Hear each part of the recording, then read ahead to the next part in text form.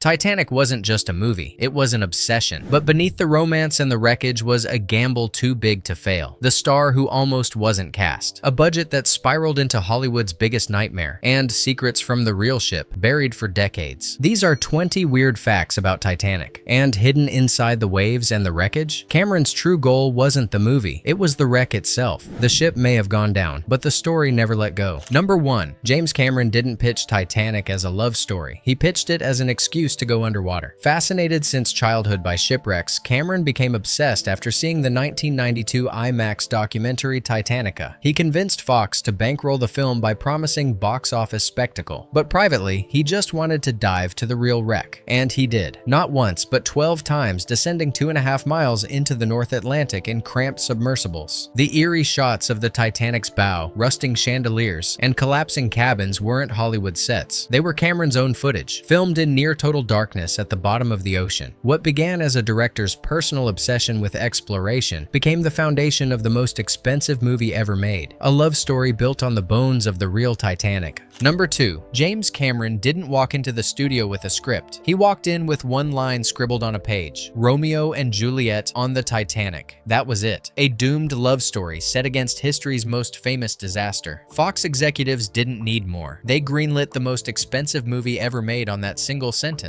What made it irresistible was the simplicity. Everyone knew the ship would sink. The only question was, who would the audience cling to when it did? Cameron built the entire film on that tension, crafting Jack and Rose as star-crossed lovers whose story would pull viewers through the chaos. The irony, a billion-dollar gamble, launched on a pitch so short it could fit in the margins of a napkin, went on to become one of the most successful films of all time. Number 3. Before Jack and Rose became eternal, Hollywood nearly gave us an entirely different shipboard romance. The casting room was a storm. Tom Cruise, Matthew McConaughey, and Jared Leto were all floated for Jack. For Rose, names like Reese Witherspoon, Claire Danes, and even Gwyneth Paltrow were considered. At one point, a young Lindsay Lohan was suggested as Little Rose. Then Leonardo DiCaprio walked in and nearly lost the role. By 1996, he was already a teen idol after Romeo plus Juliet, and he strolled into Cameron's office assuming the part was his. Cameron pulled out a camera and asked him to read with Kate Winslet. DiCaprio balked. "I don't read," he said, thinking his charm was enough. Cameron pushed back. No audition, no Jack. So Leo grudgingly read. The moment he and Winslet locked eyes, the air shifted. Their chemistry was undeniable. Nervous, tender, alive. Winslet herself had been relentless in chasing the role, calling Cameron Kate the Shameless for how she cornered him, insisting she was Rose. Out of the chaos, the doubts, and the near misses, one of cinema's greatest couples was born. Jack and Rose weren't just cast, they were fought for. Number 4. Leonardo DiCaprio wasn't just Jack Dawson on screen, he was chaos bottled into a 22-year-old star. On set, James Cameron called him like a cat. One moment he was sullen, complaining endlessly about the cold water, refusing to climb in unless the cameras were rolling. The next, he'd be underwater for hours, somersaulting like he'd been born in the Atlantic. When he wasn't testing Cameron's patience, he was pulling pranks. His favorite? Farting into his jacket, then dramatically sweeping it across Kate Winslet's face. She howled with laughter instead of storming off. He sketched dirty cartoons between takes, slipped silly notes into props, and kept the mood light even during grueling 16-hour shoots. But beneath the mischief, there was trust. Winslet later revealed they'd spend hours in his trailer, whispering about relationships, love, and sex. He gave her advice she said actually worked, and she became his safe confidant. Their bond wasn't romantic, but it was rare. Two young actors thrown into the biggest movie in the world, leaning on each other to survive Cameron's punishing set. DiCaprio was part diva, part clown, part confidant, but together, he and Kate forged the unshakable bond that made Jack and Rose feel heartbreakingly real. Number 5. The chaos of Titanic wasn't limited to icy water and sinking sets. One night in Nova Scotia, the cast and crew sat down to a big pot of clam chowder. Within an hour, people started collapsing. Over 50 were rushed to the hospital, including James Cameron himself. Some laughed uncontrollably, others couldn't stop shaking, and Cameron remembers jabbing crew members with syringes just to calm them down. Doctors soon discovered the chowder had been spiked with PCP, an industrial hallucinogen. No one ever identified the culprit, and the case remains unsolved to this day. For a production already teetering on exhaustion, the poisoning became became another surreal chapter. The film that aimed to recreate one of history's greatest disasters nearly became a real-life medical emergency, all because someone turned dinner into sabotage. Number 6. James Cameron didn't want actors pretending to be cold. He wanted them frozen to the bone. He ordered the water in the massive tanks chilled until breath fogged in the air. Kate Winslet spent so many hours submerged, she developed hypothermia, her lips turning blue between takes. Crew members fell sick from the cold. Stunt performers bruised and battered as hydraulic sets pitched them into churning waves. Even extras collapsed under the strain of filming drowning scenes in near-freezing water. And Cameron? He was relentless. He demanded 90-hour weeks, no excuses. He prowled the set with a bullhorn, snapping at delays, correcting details down to how an extra's hat should tilt. The crew secretly nicknamed him Midge, short for maniacal genius. Winslet later admitted she wouldn't work with him again unless she was paid a lot of money. Yet even as he pushed people to breaking, the results were undeniable. The icy breath, the exhaustion in their faces, the way bodies trembled in the lifeboats, none of it was acting. It was survival. And that raw realism burned into every frame, making Titanic feel less like a movie and more like a disaster you were drowning inside. Number 7. For a movie remembered as a digital marvel, Titanic was shockingly physical. James Cameron didn't want pixels. He wanted steel, wood, and water. In Mexico, he ordered a near full-scale replica of the Titanic built on massive hydraulics, towering over the coastline like the ghost of the original ship. The set could tilt, flood, and break apart on command, swallowing stunt performers in waves that smashed against iron railings. Entire sections of the ship, from the grand staircase to the boiler rooms, were constructed only to be destroyed. Most of the so-called CGI shots weren't digital at all. They were miniatures, matte paintings, and camera tricks honed by decades of practical effects. Only about 2 hours of the 3-hour epic used computer graphics. Everything else was flesh and gravity. When the ship finally cracked in half on screen, it wasn't a programmer's animation. It was a monster of hydraulics creaking under its own weight. Extras tumbled down slanted decks. Water roared through corridors. And the chaos felt terrifyingly real because it was real. Cameron's obsession with tangibility made Titanic less like a special effect and more like reliving the disaster itself. Number 8. James Cameron wasn't satisfied with extras just filling the background. He wanted the Titanic to breathe with authenticity. So before the cameras rolled, hundreds of actors were enrolled in what felt like time travel boot camp. Etiquette coaches drilled the first-class passengers in Edwardian manners. How to sit with perfect posture. How to glide across a hallway floor. How to hold a teacup without betraying modern habits. They practiced formal dining rituals and subtle gestures of polite society. Meanwhile, the steerage extras were trained the opposite way. They were taught rowdy dances, looser movements, and the earthy camaraderie of immigrants celebrating below deck. Cameron insisted that even if the camera barely caught them, their energy would radiate through the frame. He believed those invisible details mattered. A glance at a table setting, the way a couple clutched hands, or a child's awkward bow. It all built the illusion that this wasn't just a set, but a living ship with real souls aboard. The Titanic wasn't only sinking on screen, it was society itself, recreated and then torn apart. One posture, one dance step, one drowned gesture at a time. Number 9. One of Titanic's most haunting images doesn't involve Jack or Rose at all. As water rushes beneath the cabin doors, an elderly husband and wife hold each other in bed, waiting for the inevitable. It lasts only seconds on screen, but that moment was pulled from history. They were Isidore and Ida Strauss, owners of Macy's department store in New York. When the Titanic struck the iceberg, Ida was offered a seat in a lifeboat. Her husband was not. She refused to leave him. Witnesses remembered her words. "We've been together for 40 years,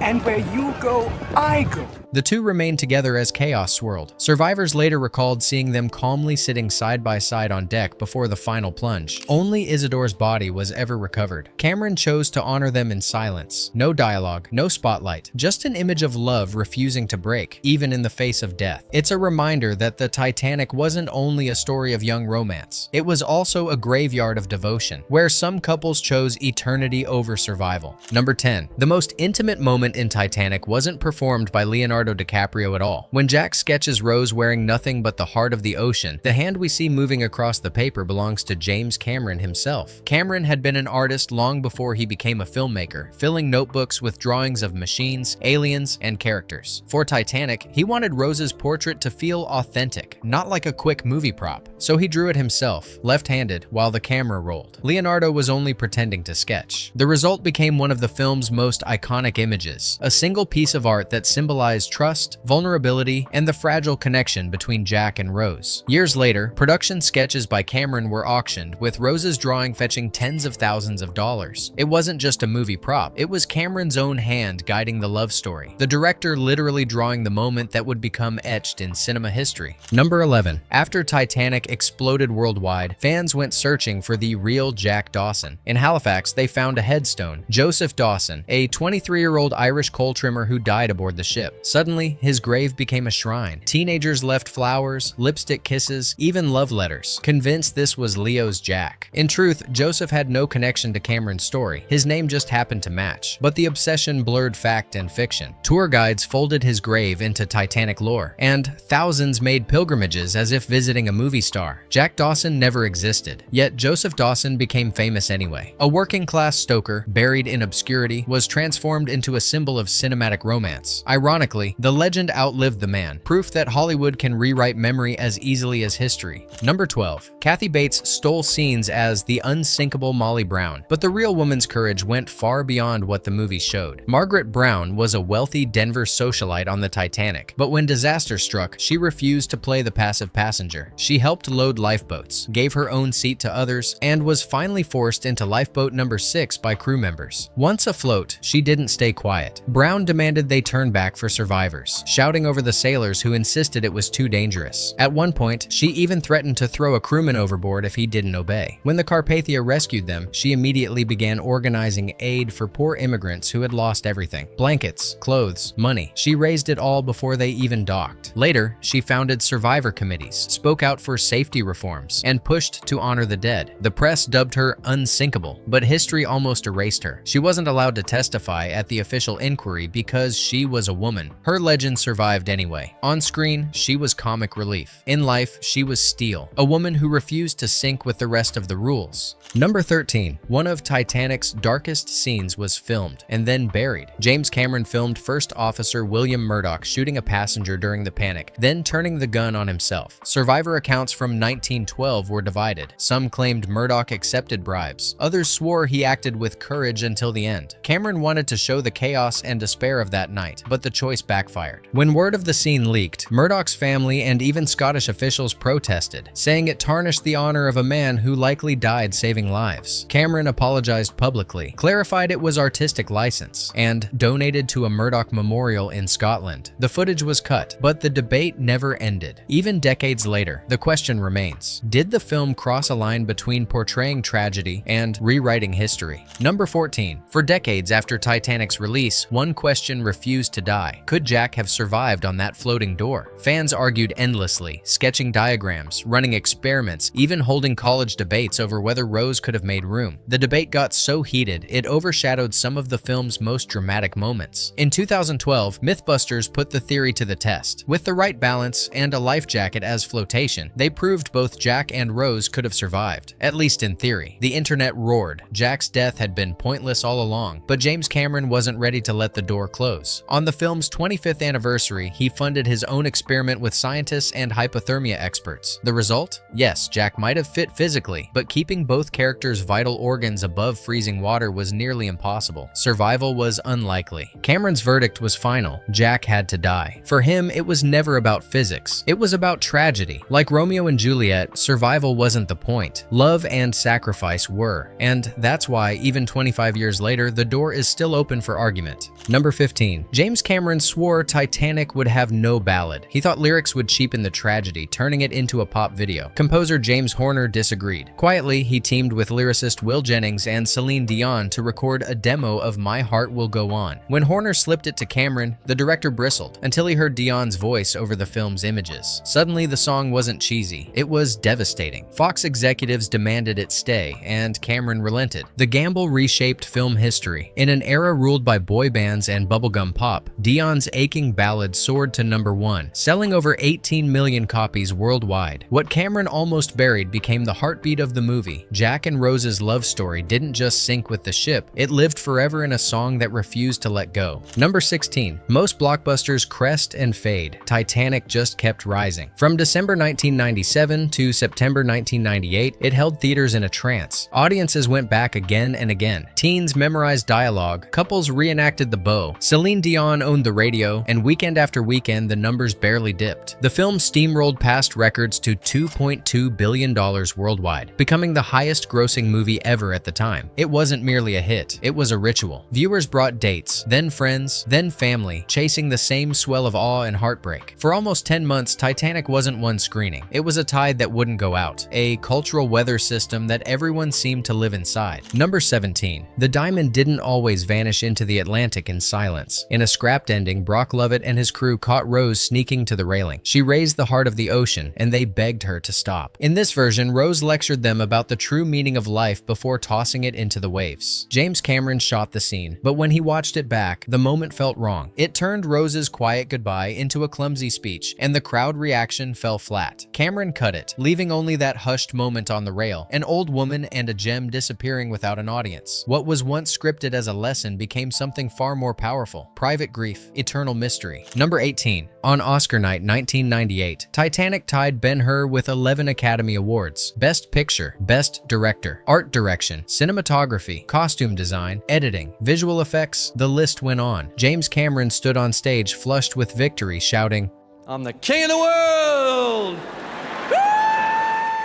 Yet one category stayed empty: acting. Kate Winslet and Gloria Stewart were nominated, but both lost. Leonardo DiCaprio wasn't even nominated, a snub that still stings fans. It was a reminder that while the spectacle devoured Hollywood, the Academy had less love for the faces at its center. The ship itself, the production, and Cameron's willpower carried the night. Jack and Rose had carried the world, but not the statues. Number 19. James Cameron couldn't let go of the wreck. In 2003, he returned to the Titanic with actor Bill Paxton and a crew of scientists to film the documentary Ghosts of the Abyss. They used tiny submersibles fitted with cameras to explore collapsed rooms and forgotten corridors, areas untouched for 90 years. Midway through production, news of the September 11th attacks reached them on the ship. The parallel was haunting, documenting one tragedy as another reshaped the world above. The film premiered as a 3D IMAX experience, merging science and cinema. Cameron had built the most expensive movie ever to sink the ship once, but Ghosts of the Abyss showed he was never finished with its ghosts. Number 20. At 4 a.m. on April 15, 1912, the RMS Carpathia appeared on the horizon, its smokestacks glowing in the dawn. Captain Arthur Rostron had pushed his ship beyond its limits, racing through icy waters to reach Titanic's survivors. For hours, crew and passengers hauled the freezing and half-dead from lifeboats, pulling more than 700 people aboard. The Carpathia diverted to New York, its supplies strained, its decks turned into makeshift hospitals. Some survivors lived into the 1980s. Others died weeks later from shock. Margaret Molly Brown later led an effort to honor Rostron for his heroism. In Cameron's film, the Carpathia is only glimpsed, but in truth, it was the fragile bridge between despair and survival. Bonus fact: for years, whispers circled about a sequel that never was: Titanic 2, The Return of Jack. The rumor claimed Leonardo DiCaprio's Jack Dawson had been preserved in ice, thawed out a century later, and forced to face a world where Rose was long gone. Of course, no such film was ever made. It's pure fan invention, a legend born from the obsession with Jack and Rose's doomed love. But the fact the rumor still survives says something. Audiences didn't just want the ship to sail again, they wanted Jack to return, to cheat death, to rewrite the tragedy. It never happened. It never will. But the what if lingers, proof that some stories end on screen, yet keep living forever in imagination. Titanic wasn't supposed to survive. The budget doubled, the shoot nearly broke its cast, and critics predicted disaster. But the film rose like the ship never did, becoming the most successful movie of its time. It fused Cameron's obsession with history, DiCaprio and Winslet's chemistry, and the haunting pull of a shipwreck that still echoes through memory. From poisoned chowder to box office mania, from historical ghosts to Celine Dion's Anthem, Titanic wasn't just a film, it was an event, one that swallowed the world whole. If this story still drifts through your imagination, drop a comment. Tell us what legendary film we should dive into next. Because like the wreck itself, buried 2.5 miles down, this story refuses to sink.